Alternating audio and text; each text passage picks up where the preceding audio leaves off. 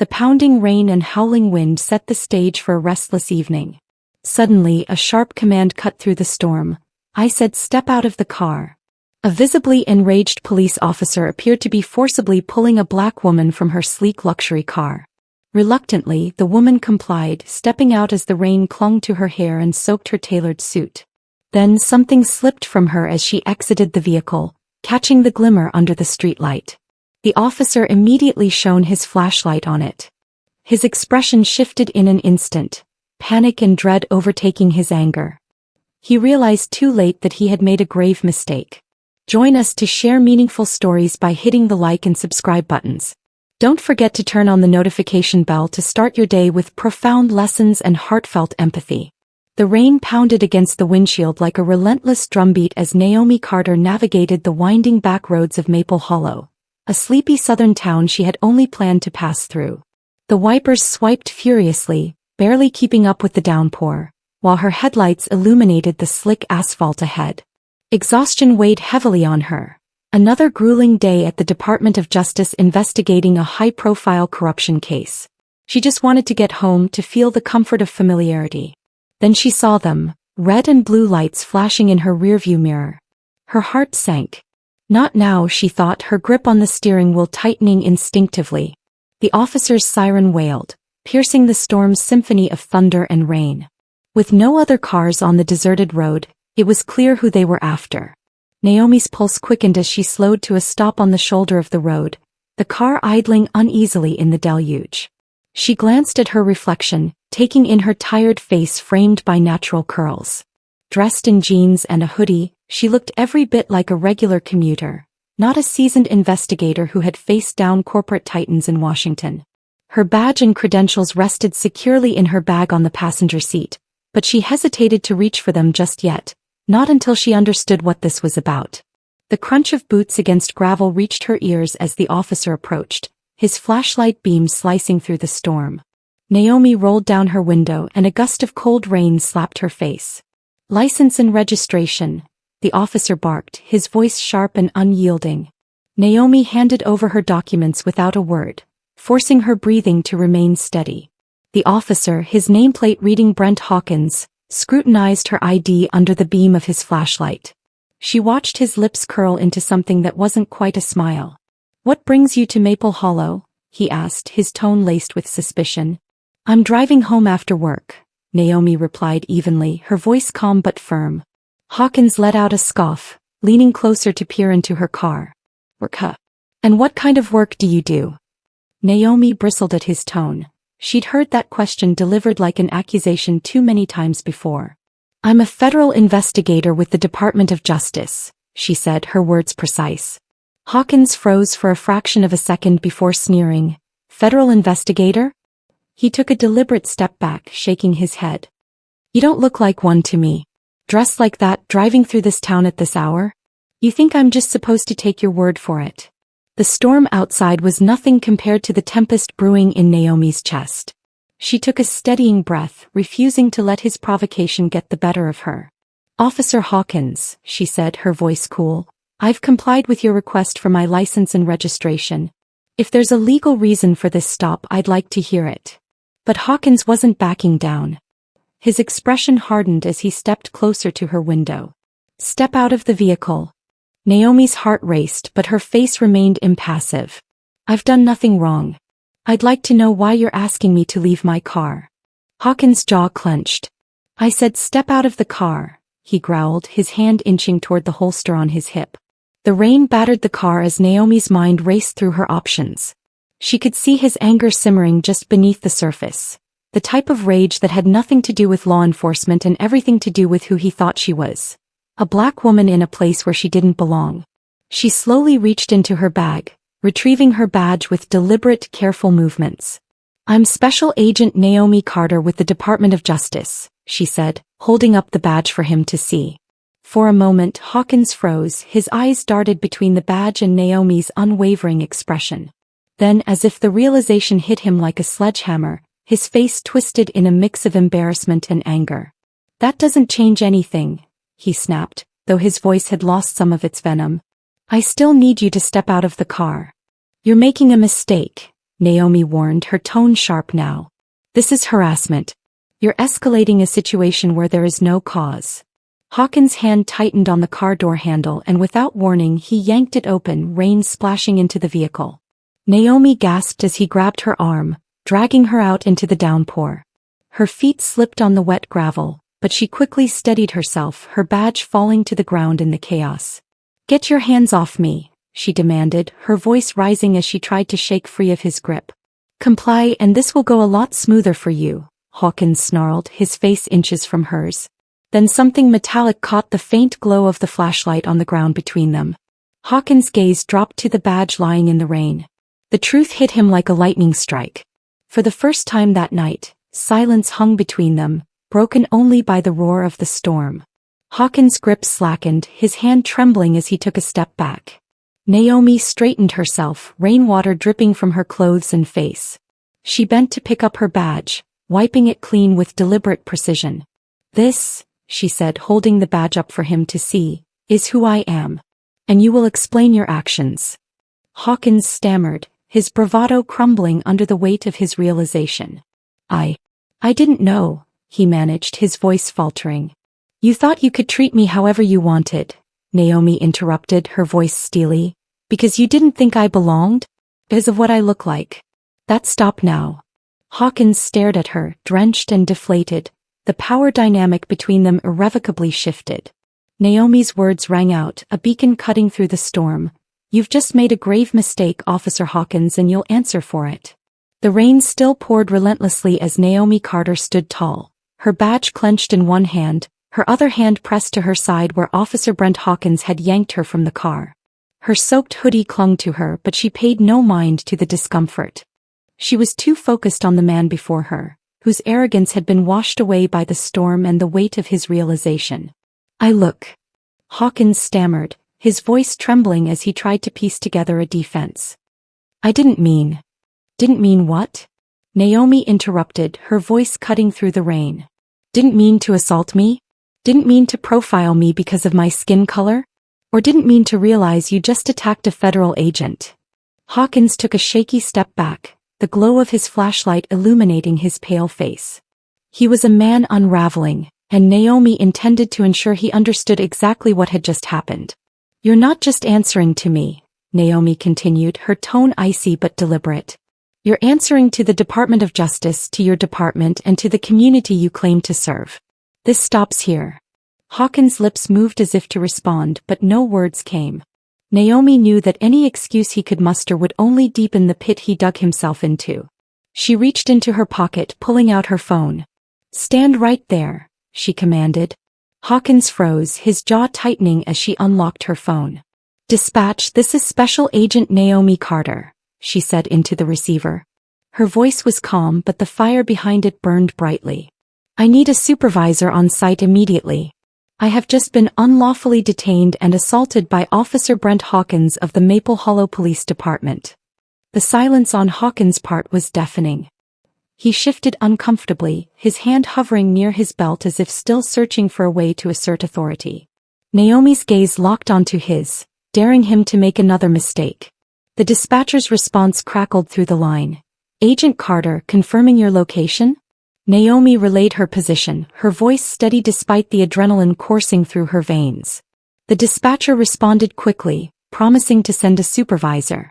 Naomi ended the call, slipping the phone back into her pocket. "You'll be explaining yourself soon enough," she told Hawkins, who now stood motionless, his earlier bravado entirely replaced by uncertainty. "And believe me, this is only the beginning." By the time the patrol supervisor arrived, the storm had lightened to a steady drizzle. Officer Rebecca Price, a middle-aged woman with a stern demeanor and the air of someone who had seen too much, stepped out of her cruiser. Her eyes flicked to Hawkins, who seemed to shrink under her gaze, and then to Naomi, who stood drenched but resolute. "Agent Carter," Price began, her tone cautious but professional. "I'm Rebecca Price, supervisor on duty. I was told there's been an incident." Naomi wasted no time. "Your officer assaulted me during an unwarranted traffic stop," she said firmly, her words sharp enough to cut through the rain. "He used excessive force, dragged me from my car, and only backed down when he realized I'm a federal agent." Price's face hardened as she turned to Hawkins, who was still struggling to compose himself. "Officer Hawkins," she said, her voice low but laced with authority, "is this true?" "It was a misunderstanding," Hawkins blurted, his words tumbling over each other. "She wasn't cooperating and She wasn't cooperating?" Naomi interrupted, her eyes narrowing. "Or did you see a black woman driving through your town and decide she didn't belong? Did you assume I was a criminal before you even approached my car?" Price held up a hand, her expression grim. "Agent Carter, I assure you we will handle this appropriately. Officer Hawkins will be placed on administrative leave pending a full investigation." "You'll do more than handle it," Naomi countered, her voice unwavering. "I want an official report filed tonight. This behavior isn't just about one officer, it's systemic. I will not let this slide." Price nodded, her face a mask of professionalism, though Naomi could see the tension in her jaw. "Understood. We'll take your statement and this will be investigated thoroughly." Naomi stared at Price for a long moment, searching for any sign of insincerity. Finally she gave a curt nod. "Good. Then let's get started." Later that night, Naomi sat in a small conference room at the Maple Hollow Police Department, recounting every detail of the incident to a junior officer tasked with taking her statement. Hawkins had been escorted away after Naomi demanded he be removed from active duty pending the investigation.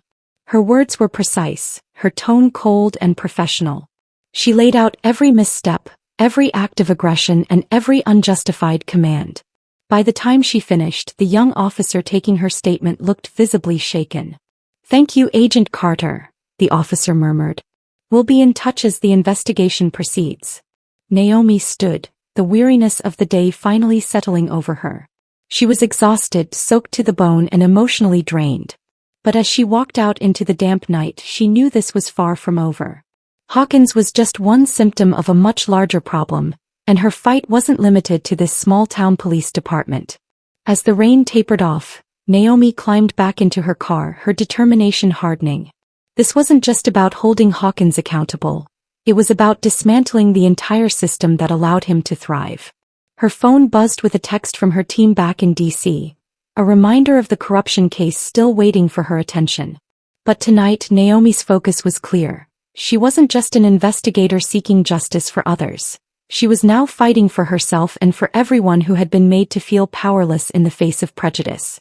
The rain had washed away the night's chaos, but it had left something stronger in its place: resolve. The next morning, Naomi Carter sat in her car outside the Maple Hollow Police Department, her hands wrapped around a steaming cup of coffee. The exhaustion from the night before lingered in her bones, but her mind was sharp. Today she would demand accountability, not just for herself, but for every person who had faced the same injustice without the benefit of an FBI badge to shield them. Inside the station, the atmosphere was thick with tension.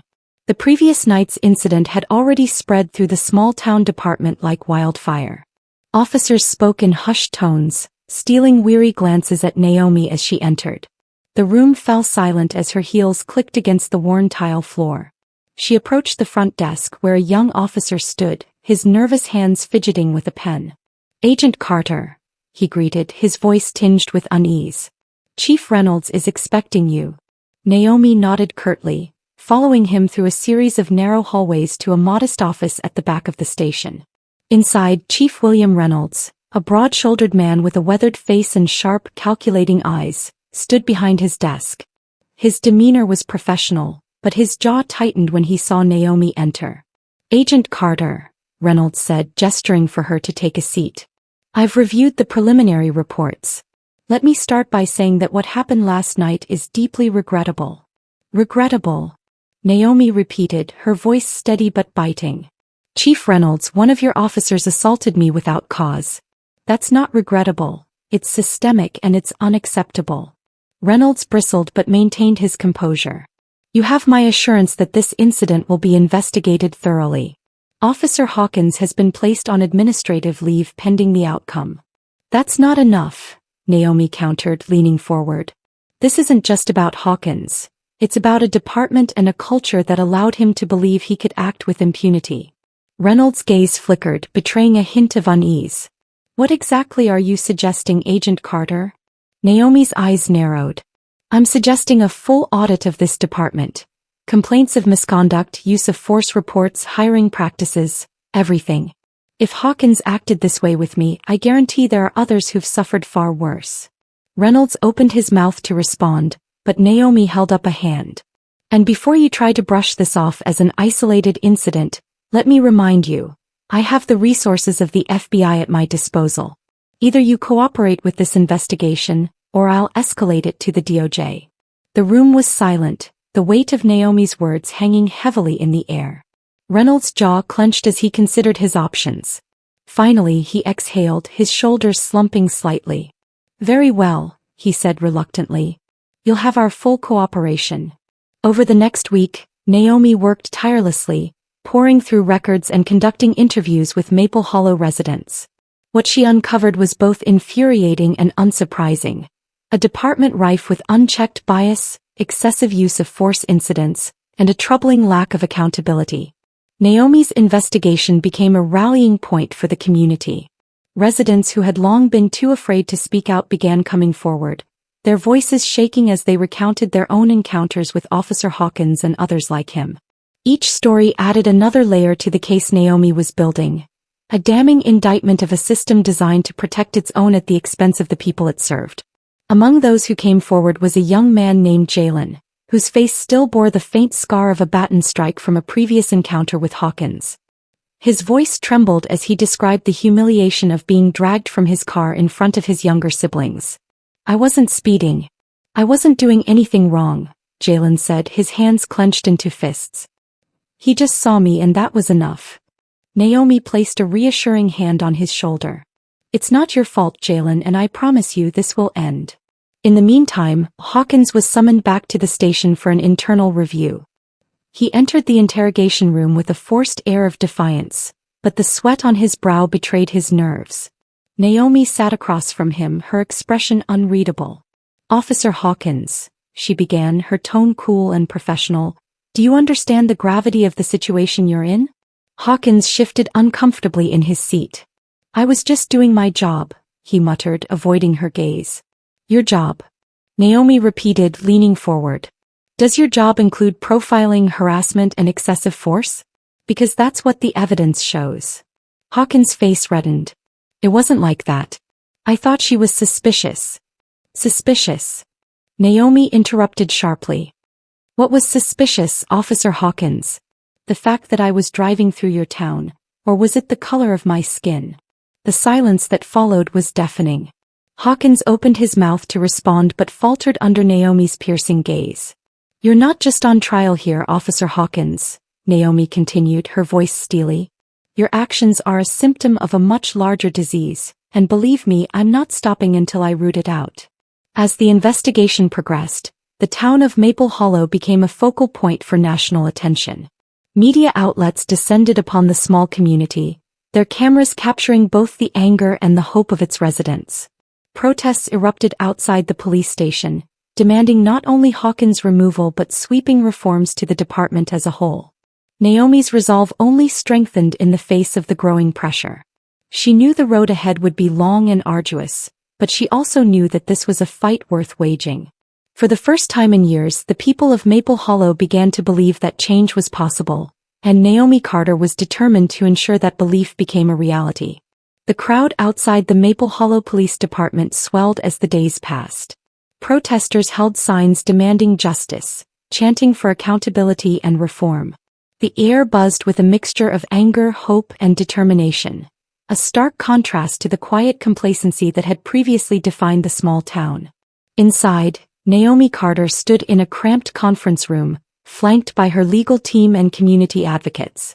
Piles of documents, video footage, and witness statements covered the table in front of them. This wasn't just a case anymore. It was a movement. We're ready, Naomi said, her voice steady despite the storm of emotions swirling within her. She turned to Chief Reynolds, who sat at the head of the table, his expression grim. The evidence is overwhelming. Your department has not only tolerated misconduct but has actively protected officers like Hawkins. Reynolds sighed heavily, rubbing his temples. He had watched his department's reputation crumble under the weight of the investigation, and the fallout wasn't over. "What do you want from us, Agent Carter?" he asked, his tone weary. Naomi leaned forward, her gaze unwavering. "I want systemic change, effective immediately. Officer Hawkins will be terminated and charges will be filed for his misconduct. But it doesn't end there. This department will undergo a complete overhaul, starting with mandatory bias training for every officer and an independent oversight committee to review all future complaints." Reynolds nodded slowly, resignation evident in his posture. "You'll have it. All of it." The announcement of Hawkins' dismissal and pending charges was met with cheers from the protesters outside. Naomi stepped out to address the crowd, her figure framed by the bright afternoon sun.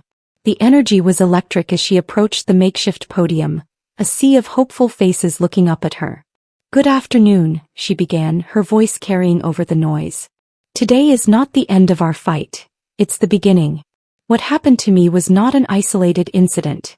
It's part of a pattern that has plagued communities like this one for far too long. But together we've shown that change is possible." The crowd erupted into applause, and Naomi took a moment to let the weight of her words settle. Officer Hawkins is being held accountable, but this is about more than one man. This is about dismantling the systems that allow prejudice and abuse of power to thrive. And that work starts now with all of us. The cheers grew louder, a palpable sense of unity spreading through the crowd. Naomi felt a swell of pride but also a deep responsibility. She knew this victory was just the first step. In the following week, Maple Hollow underwent a transformation. A civilian oversight committee was formed, comprised of local leaders and community members who had long felt unheard. New policies were implemented, emphasizing transparency and accountability. Officers attended intensive training programs led by experts in de-escalation and bias reduction. Naomi stayed involved every step of the way, splitting her time between her duties as an FBI agent and her commitment to seeing Maple Hollow a model for reform. She spoke at town halls, listened to residents' concerns, and worked with the department to ensure that the changes weren't just cosmetic but deeply rooted in the town's new ethos. One day, as Naomi walked through Maple Hollow's main square, she spotted Jalen sitting on a bench, scrolling through his phone. His face lit up when he saw her and he waved her over. "Agent Carter," he called, "or should I say Mayor Carter? You've practically taken over this place." Naomi chuckled, sitting beside him. "I think I'll stick to the FBI, but thanks." Jalen's expression grew serious. "I just wanted to say thank you for everything. I didn't think anyone cared enough to do what you did." Naomi placed a hand on his shoulder. "You're why I do this, Jalen. People like you deserve to feel safe in your own town. That's a basic right, not a privilege." Months later, Naomi stood on the steps of the police department once again, this time for a celebratory event. The department had just announced its first graduating class of recruits trained under the new reform system. Among them were officers from diverse backgrounds, reflecting the community they served. Chief Reynolds approached her, his demeanor lighter than it had been in months. "You've done a lot for this town, Agent Carter," he said. "I'll admit I didn't think we could pull it off, but here we are." Naomi smiled. "You didn't do it for me. You did it for your community. And that's what matters." As the ceremony concluded, Naomi looked out at the crowd. Families, activists, and officers stood together, a living testament to what could be achieved when people fought for what was right. For the first time in a long while, Maple Hollow felt like a place where hope could thrive. Naomi turned to leave, her work in Maple Hollow done for now. But she knew the fight for justice was far from over. As she drove away from the small town, she felt a renewed sense of purpose. Because the storm she had weathered wasn't just hers. It was the storm of a nation, and she was ready to face the next battle, wherever it might come. And now, join the movement for justice. Subscribe, share your thoughts in the comments, and make these stories a part of your daily life. Together we can create change.